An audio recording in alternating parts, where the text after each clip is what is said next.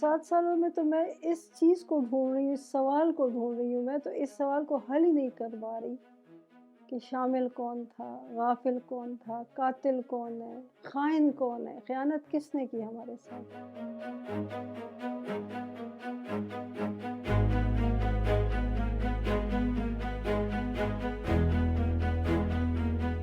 اس واقعے کو واقعی 7 سال بیت گئے ہیں، تاریخ بڑھ گئے ہیں، سن بڑھ گئے ہیں، لیکن آج بھی ماں باپ ادھر ہی کھڑے ہیں۔ جب یہ نیوز آئی اور جب ہسپتال میں مجھے علی کا لاشا ملا تو میں تو آج بھی وہیں پہ کھڑی ہوں، میں تو اس سے آگے بڑھ ہی نہیں پائی۔ شہادت کے ٹائم اسفند کی عمر 15 برس تھی، اور اب بھی اگر وہ میرے پاس ہوتا تو ان 7 برسوں کے ٹائم گزرنے پر وہ جو ہے وہ 22 سال کا خوبرو جوان ہوتا، اس لیے کہ اسفند کو باڈی بلڈنگ کا بہت زیادہ شوق تھا۔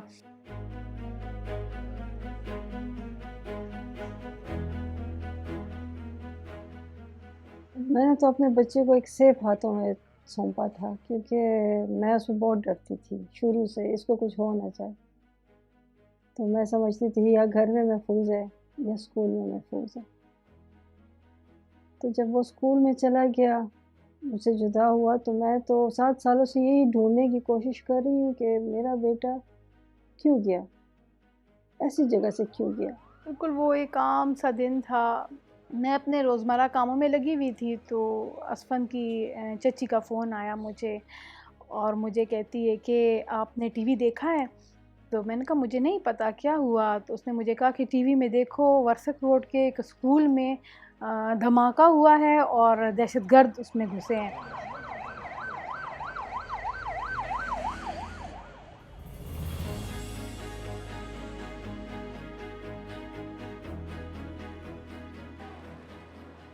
بس ان کے ڈیڈی وہیں پر تھے، اور میری ان سے پھر انہوں نے جب میری فرسٹ انہوں نے مجھے کال کی، جب انہوں نے سیکنڈ کو کال کی تو تقریباً 11:15 ہو رہے تھے، تو کہنے لگے کہ دوبارہ کہ یار بہت برا حال ہے، اتنی کہہ رہے تھے فائرنگ ہو رہی ہے کہ جو باہر لوگ کھڑے تھے نا پیرنٹس، تو وہ بس ان کو سمجھ میں آ رہی تھی کہ یار یہ تو اندر کوئی قیامت ہو رہی ہے۔ میں آخر سی ایم ایچ پہنچ گئی۔ جب میں سی ایم ایچ پہنچ گئی، اس کے بابا سامنے گیٹ پہ کھڑے تھے اور مجھے کہہ رہے تھے کہ میں نے کہا کیا ہوا، اسفند کہاں ہے، سونو کہاں ہے؟ تو انہوں نے مجھے کہا کہ وہ نہیں ہے ہاسپٹل میں۔ تو میں نے کہا اپنے اسکول میں ڈھونڈا ہوتا، کہتے اسکول میں کلیئر ہے، اسکول میں کچھ بھی نہیں ہے۔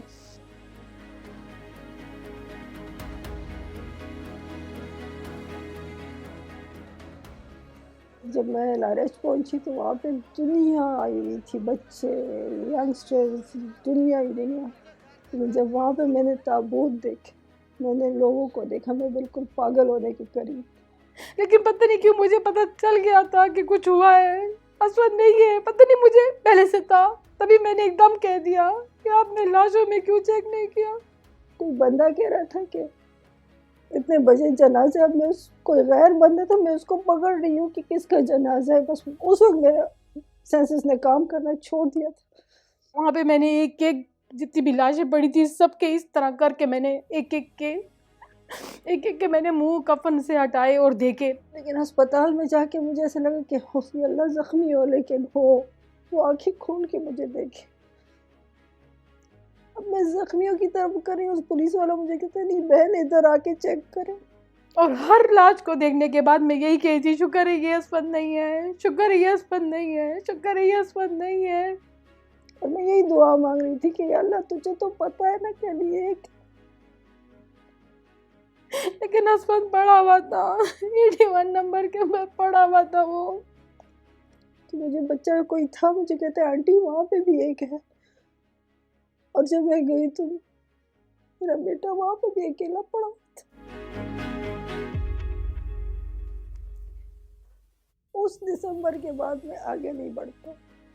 اس 7 سالوں میں کہتی ہوں کہ کوئی جگہ ہم نے نہیں چھوڑی، کوئی دروازہ ہم نے نہیں چھوڑا، چاہے وہ حکومتوں کا تھا، چاہے ہماری اکثری قیادتوں کا تھا، ایون کہ سول سوسائٹیز کے لوگوں کو بھی ہم نے اس میں انوالو کیا، کافی حد تک لوگوں نے ہمارا ساتھ دیا۔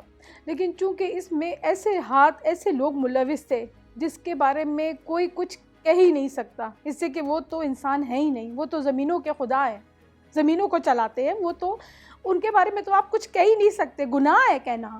یہ خون کے چھینٹے نا صرف ان کے ہاتھوں پہ نہیں ہیں, وہ تو ٹارگٹ کلر تھے نا. ہم تو شروع دن سے یہی کہہ رہے ہیں کہ ماسٹر مائنڈ کون ہے. وہی بات آ جاتی کہ شامل کون تھا, غفلت کیسے ہوئی, یہاں تک پہنچے کیسے. کاپیاں کھلی ہوئی تھی ہمارے بچوں کی, ڈیٹ لکھے ہوئے تھے, ان کو اٹھایا کہ آئے آپ کا آڈیٹوریم میں. وہ مجھ سے سب پوچھ رہے ہیں کہ کیا فنکشن تھا. مجھے نہیں پتا, سرکولر جاری ہوتا ہے ہر چیز کا. آج یہ ڈے ہے, آج وہ ڈے ہے, آج کوئی ڈے نہیں تھا.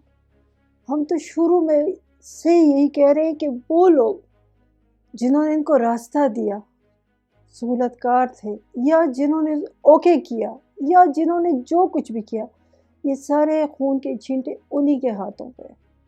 اور اس میں وہ سارے کرسیاں شامل ہیں, وہ سارے ادارے شامل ہیں, وہ سارے لوگ شامل ہیں, بڑے سے لے کر چھوٹے تک. آج تک کسی نے کرسی چھوڑی؟ کس کو سزا ہوئی؟ چوکیدار بیچارے کو, گارڈ بیچارے کو, یا چھوٹے سے معمولی کیپٹن یا میجر کو بھی ہوگی, کس کو ہوئی؟ آرمی پبلک اسکول سانے کو 7 سال گزر گئے. اس تھانے میں ہلاک ہونے والے بچوں کے والدین آج بھی انصاف کے متقاضی ہیں, جبکہ یہ والدین حکومت اور تحریک طالبان پاکستان کے درمیان ہونے والے مذاکرات پر بھی تحفظات رکھتے ہیں.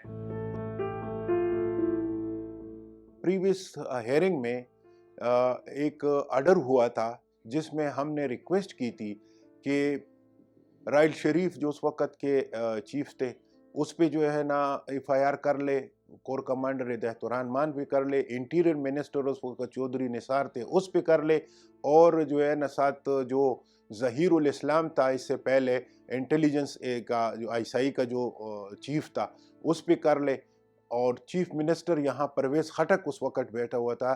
تو ہم نے ریکویسٹ کی کہ کم از کم ان پہ ایف آئی آر کر لے, نہیں کم از کم رسپانسبلٹی تو فکس ہو جائے. کور کمانڈر صاحب میرے گھر آئے تھے دعا کے لیے شہید کے, وہ میرے خیال سے 12 دن کے بعد کہ 10 دن کے بعد یا مہینے بعد. تو میرے بڑے بھائی جو اب اس دنیا میں نہیں ہیں, انہوں نے ان سے سوال کیا کہ جی آپ نے آرمی کو کیوں اٹھایا اسکول کے اندر. تو آپ کو بڑا معنی مذاق خیز آپ کو لگے گی کہ ایک ہیڈ آف دی آرمی جو کہ پورے کے پی کے کا کنگ ہے, وہ کہتا ہے جی ہمیں یہ 18 لوگ ضرب عضب میں چاہیے تھے. آپ ان کے ساتھ صلح کر رہے ہیں, یہ لوگ کون ہیں؟ پہلے ہمیں یہ بتایا جائے کہ یہ لوگ ہیں کون. طالبان کا نام دیا جا رہا ہے, ٹی ٹی پی کا نام ان کو دیا جا رہا ہے, لیکن یہ لوگ ہیں کون؟ یہ ہمیں صرف بتایا جائے, رہتے کہاں پہ ہیں, اور یہ اب تک کہاں تھے جبکہ انہوں نے کہہ دیا تھا کہ ہم نے ان کو ختم کر دیا. تو یہ طالبان کہاں سے پیدا ہوئے؟ یہ جو ابھی موجودہ گورنمنٹ بیٹھی ہوئی ہے, جو عمران خان جیسے لوگ ہیں جن کے ہم بڑے گن گاتے تھے, جن کو ہم نے وارڈ بھی دیا, لیکن افسوس کے بعد کہ عمران خان صاحب آپ کے کانوں پہ تو جو نہیں رینگ رہی ہے, الٹے آپ جو ہے نا ہمارے ان قاتلوں کو جنہوں نے کنفیکس کیا کہ جی اے پی ایس کے بچوں کو ہم نے مارا ہے, آپ جا کر کے ان کو معافی کا اعلان کر رہے ہیں. آپ کس کیپیسٹی میں جا رہے ہیں ان کے پاس؟ آپ ان کے ولی ہیں. ابھی جو لاسٹ ہیئرنگ تھی کچھ دن پہلے, اس میں جو ہے نا چیف جسٹس صاحب نے عمران خان کو بلا لیا, اور وہ کہہ رہے ہیں کہ جی آپ آرڈر کر لیں, میں رسپانسبلٹی فکس کر لوں گا. تو ہر چیز میں جو ہے نا کورٹ ہی آرڈر کرے گا, آپ کی کوئی رسپانسبلٹی نہیں ہے.